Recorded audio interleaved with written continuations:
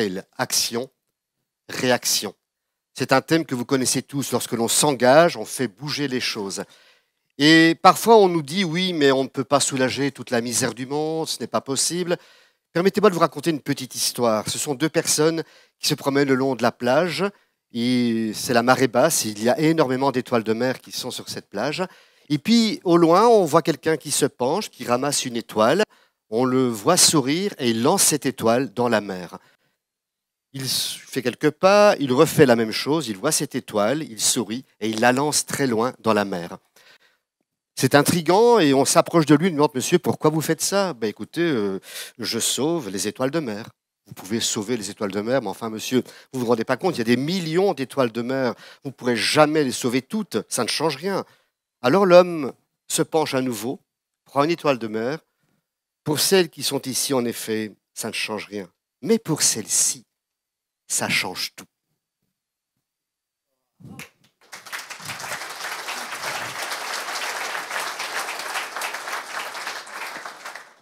Pour assurer la suite de cette merveilleuse journée, je vais appeler sous vos applaudissements Aimé Césaire du Rotary Fleurus Aéropole.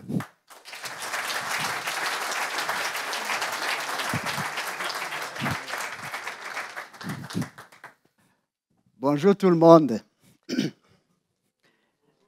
La dernière fois, c'était lors d'un séminaire de la Fondation. Notre ami Ernest m'avait invité pour faire un témoignage. J'avais commencé mon témoignage en disant que j'étais né normal comme tout autre enfant. Mais aujourd'hui, grâce à notre ami gouverneur Ernest, j'ai envie de rajouter surtout que j'ai grandi avec plein de rêves. Des rêves de devenir un grand joueur de foot comme Maradona. C'était l'idole à l'époque de mon enfance. Des rêves de devenir un grand athlète comme Carl Lewis. C'était l'homme le plus rapide du monde à l'époque de mon enfance aussi. Des rêves de devenir un homme plus chic, plus romantique comme Richard Gere. C'était mon idole à l'époque de mon enfance et surtout dans Pretty Woman. Des rêves de vivre des folies, faire des virées dans les montagnes avec les copains, de faire danser des jeunes filles dans des soirées, des rêves comme tout enfant normal. Hélas, fini les rêves. Bonjour les affres de la polio.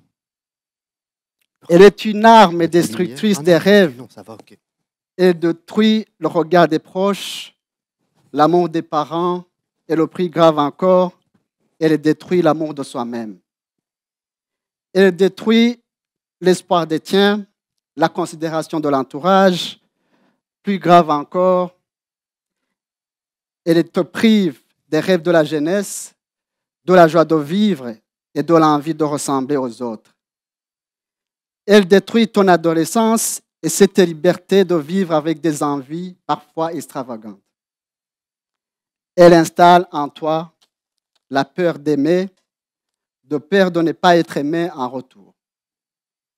Elle dévaste toute sa vie en te causant des blessures, tant physiques que morales. Elle te ralentit, surtout dans ce monde où la course est devenue un mode de vie. Elle te barricade dans le camp des faibles, des inutiles, et plus grave encore, dans le camp parfois des répugnants. Elle te prive de l'école et par conséquent de la vie professionnelle, hélas, de la vie tout court. Pour les malchanceux, et ils sont nombreux chez nous, elle te renvoie dans la rue mendier pour vivre parce que ta famille a perdu toute motivation à te supporter. Voilà la souffrance de tous les jours pour nos victimes de la polio. Le fardeau porté par les plus faibles, la douleur invisible, mais marquée à jamais dans nos cœurs à l'encre indélébile. Je vais vous assurer, mes chers amis, que je détestais cette vie. Cependant, il n'est pas toujours une fatalité. Les victimes de la polio devraient être en cas d'étude de la résilience. Difficile mais résilient parce qu'il ne m'a pas empêché de me mettre debout, même si c'était difficile et pénible, et d'aller à l'école et d'être brillant sur tout mon parcours scolaire.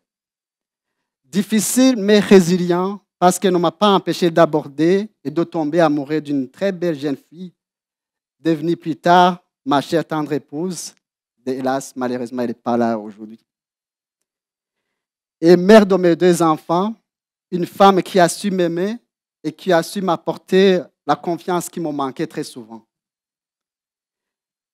Difficile résilience, parce qu'elle ne m'a pas empêché d'avoir 2 superbes enfants que je chéris plus que tout au monde et qui m'aiment en retour d'un amour incommensurable et inconditionnel.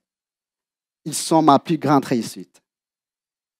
Et ne m'a pas empêché d'intégrer des firmes multinationales et d'y occuper des postes à responsabilité.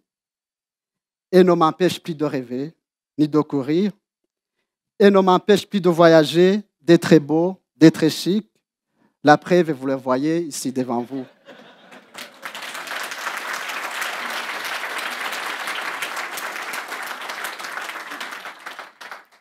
Et ne m'empêche plus de marcher, ni de m'asseoir parmi les grands de son monde. La preuve, c'est vous, cher Auguste Assemblée.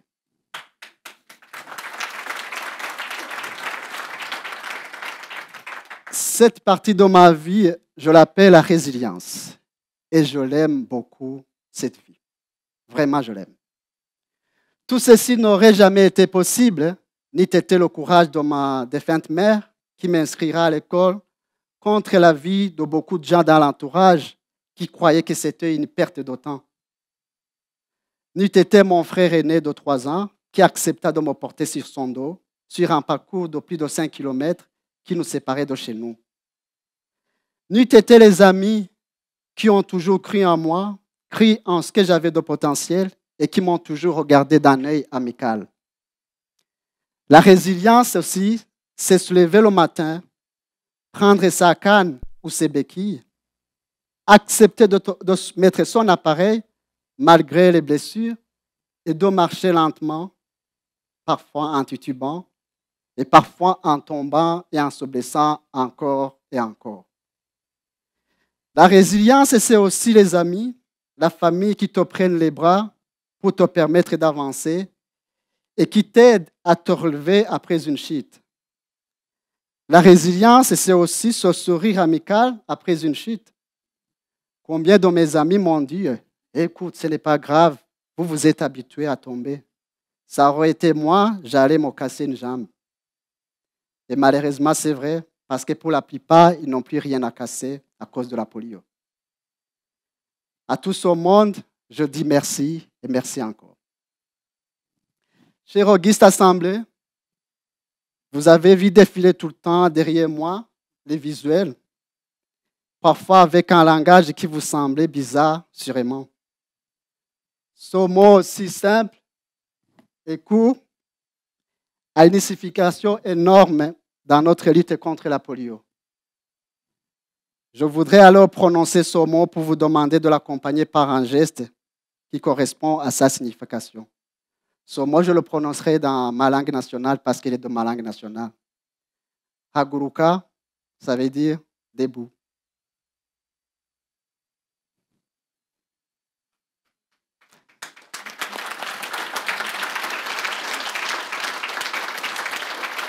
Merci beaucoup. Vous pouvez vous rasseoir.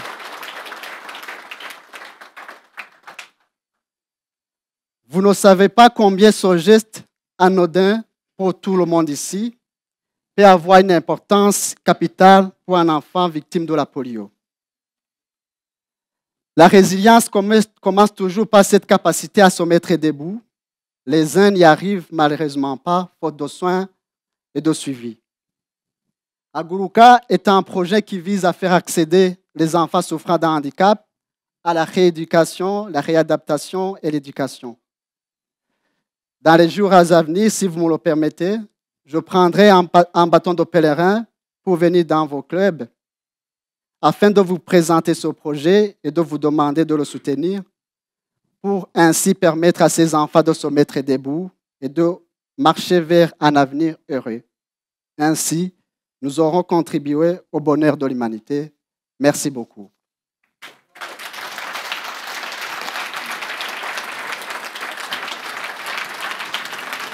Merci.